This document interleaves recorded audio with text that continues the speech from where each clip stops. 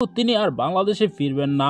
কেন তিনি বাংলাদেশে ফিরবেন না? এমনকি বাংলাদেশে নাকি আর কোনোদিন কোনো নারী নেত্রী আসবে না। তাহলে কি হবে প্রধানমন্ত্রী? এমনকি বিএনপির দায়িত্ব কে নেবেন?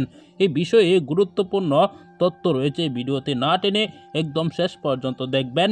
চ্যানেলে নতুন হলে সাবস্ক্রাইব করে রাখবেন, একটি লাইক করে পুরো ভিডিওটি দেখতে থাকুন। ততক্ষণে হয়তো জনপ্রিয় নেত্রী হচ্ছেন বেগম খালেদা জিয়া। খালেদা জিয়া তিনি তিনবার সাবেক প্রধানমন্ত্রী ছিলেন।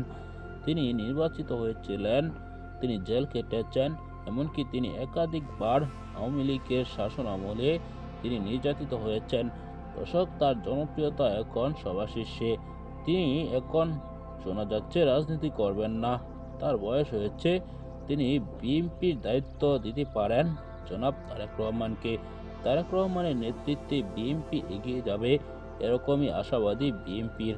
দর্শক, আসলে কি তারেক রহমানের নেতৃত্বে বিএনপি এগিয়ে যেতে পারবে, নাকি বেগম খালেদা জিয়া এই বছরে নির্বাচন করা উচিত? এ বিষয়ে আপনার কি মতামত জানাবেন।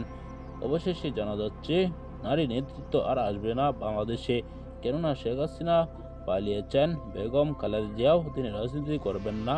তাহলে কি হবেন নারী নেত্রী? এ নিয়ে কিন্তু সকলে বলছে নারী নেত্রীর অবসান ঘটেছে বাংলাদেশে।